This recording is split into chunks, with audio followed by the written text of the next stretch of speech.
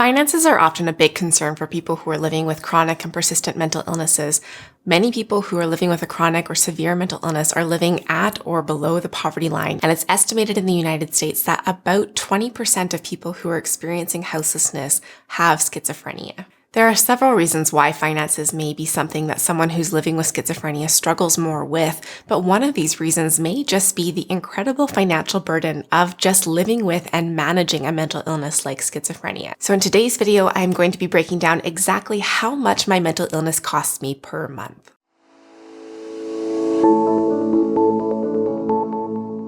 Now, one thing to just point out before we get started is that I do live in Canada, where we have universal healthcare coverage. And so I don't pay for doctor's visits or even psychiatrist visits. It doesn't cover my meds. However, meds are still hugely subsidized by the Canadian government.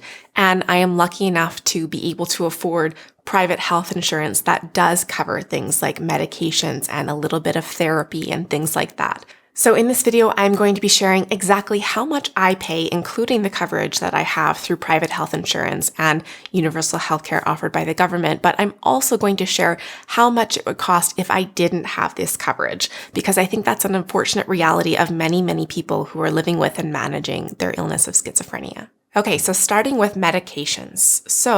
I am on 4 different kinds of medications, and one of these is quite expensive, and without coverage, per month cost is $574.22.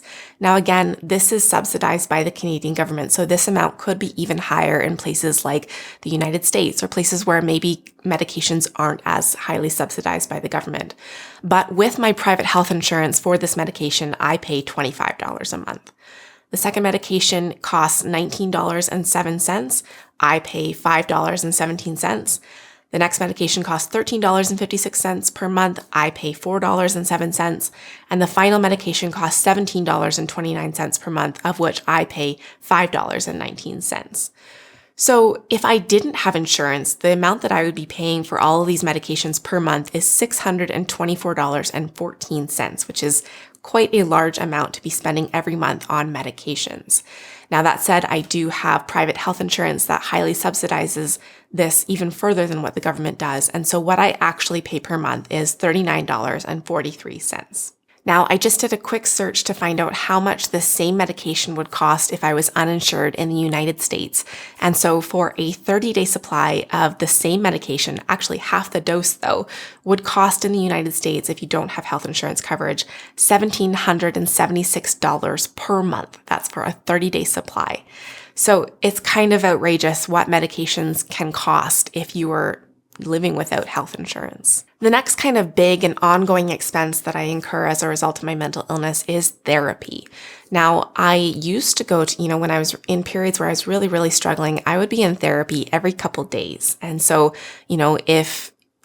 if you're paying out of pocket for that, that really, really starts to add up. I'm in kind of a more stable period of my illness right now. And so I'm really only needing to see my therapist every 3 weeks or so. Sometimes I have to see them a little bit more frequently, but generally it's about every 3 weeks. And so it costs $200 per session to see my therapist. So through my private health insurance, they cover $100 per session for 10 sessions per year.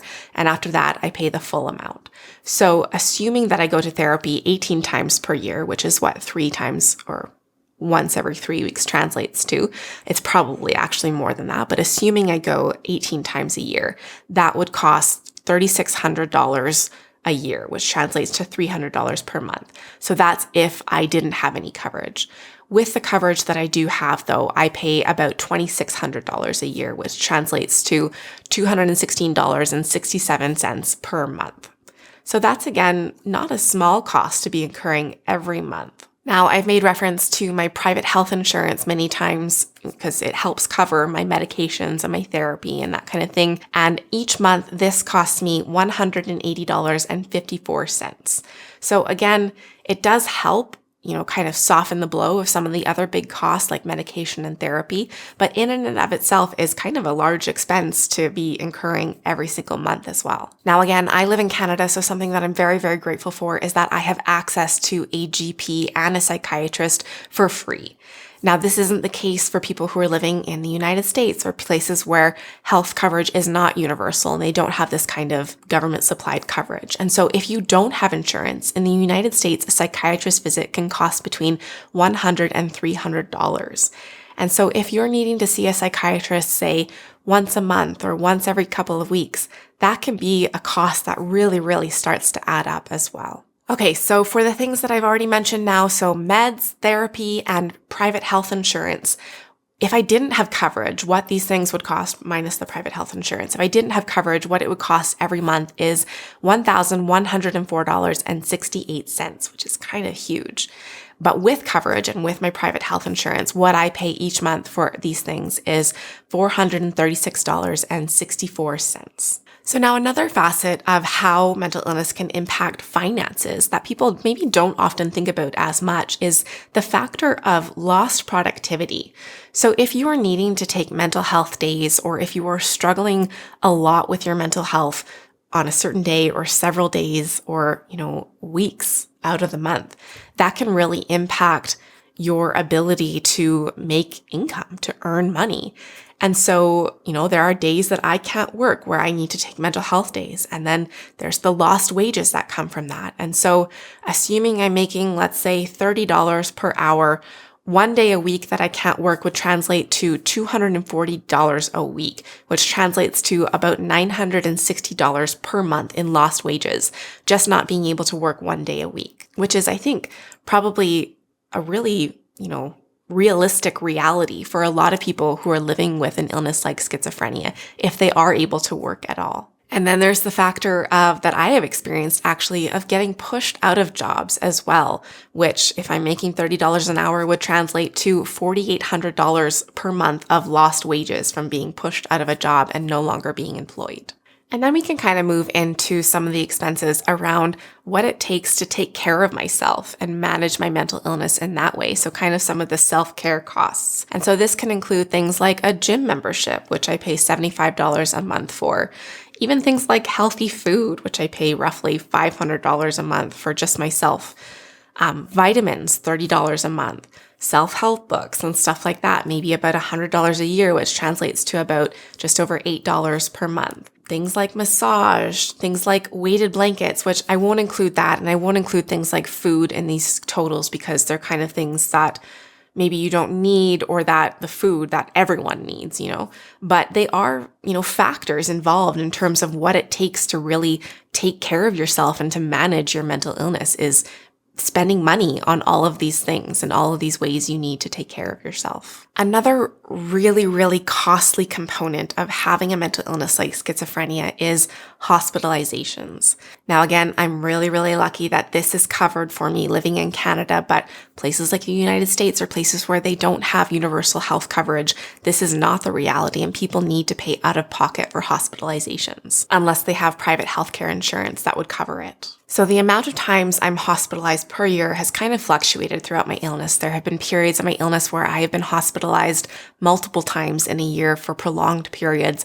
And then there have been times where I have only been hospitalized once in a year or even not at all. And so I'm going to take a rough average and say that I am going to factor in the cost of being hospitalized for 2 weeks every year, which is probably a lot less than what it is actually averaged out to over the course of my illness. But just as a conservative estimate, we'll go with that. And so again, I live in Canada and so it's covered, but one time I moved to another province and so I actually got a bill in the mail for what it would have cost me for a 2-week stay, and it was $14,000.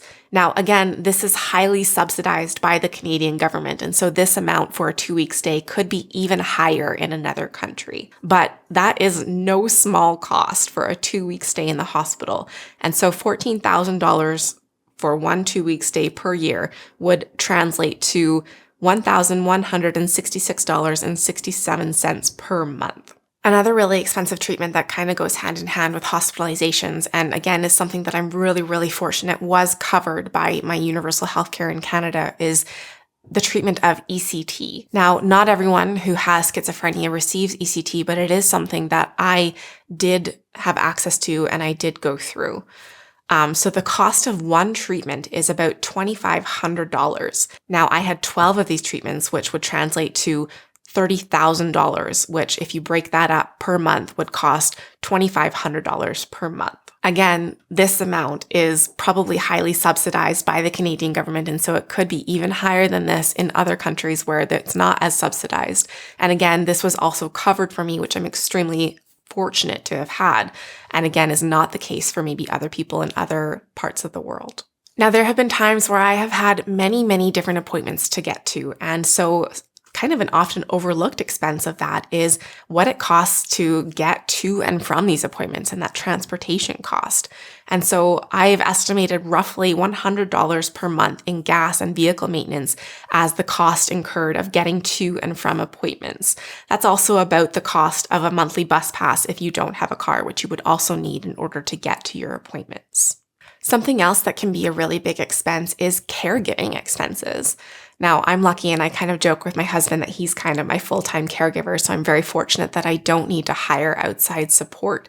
But if you did need that kind of external support, the average hourly cost of one home health aide is $21.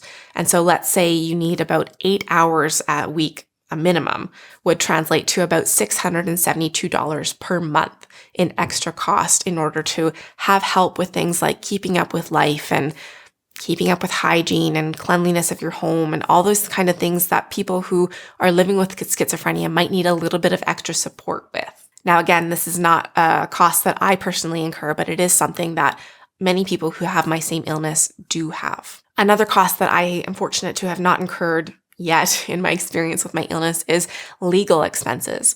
An unfortunate reality of living with schizophrenia is often entanglement with the legal system. And so the added expenses of this can be an additional burdensome cost for many people who are living with schizophrenia. So this section of, hospitalization, ECT, transportation cost, caregiver, legal expenses, all of this, well, maybe not including legal expenses, but all of this would total about $4,438.67 per month, which is kind of a huge, huge cost to be incurring. Now, I live in Canada again, so my hospital stay and ECT were covered, so I would actually pay $772 per month. And again, I don't have a caregiver. I have my husband for free, which is kind of nice. So that would actually be what I would paying of all this is $100 per month for, the transportation cost. Okay, so to break it all down for you and to give the final totals, what I actually pay per month with my private health insurance and with the universal health coverage offered by the Government of Canada, I pay $649.97 per month for things like medication and therapy and private health insurance and transportation to and from appointments. And so that's kind of the bulk total of what I actually pay per month. If you include mental health days and the kind of the lost wages component, this would actually look more like $1,609.97 per month, which is again higher when you factor that in. Now, if I didn't have any sort of coverage, like private health insurance coverage, and I didn't live in Canada and have this universal healthcare component as well, the cost of all of these things would be $6,264.18 per month. And if you factor in mental health lost day wages, it would be $7,224.18 per month. And that's not even including if you have legal expenses. So when you total up all of these expenses and potential expenses you can incur as a result of just trying to manage your mental illness, trying to manage your schizophrenia, it's kind of easy to see why dealing with their mental illness for some people becomes kind of not an option due to these huge financial burdens and barriers. And something that I didn't even touch on is spending as a symptom of my mental illness.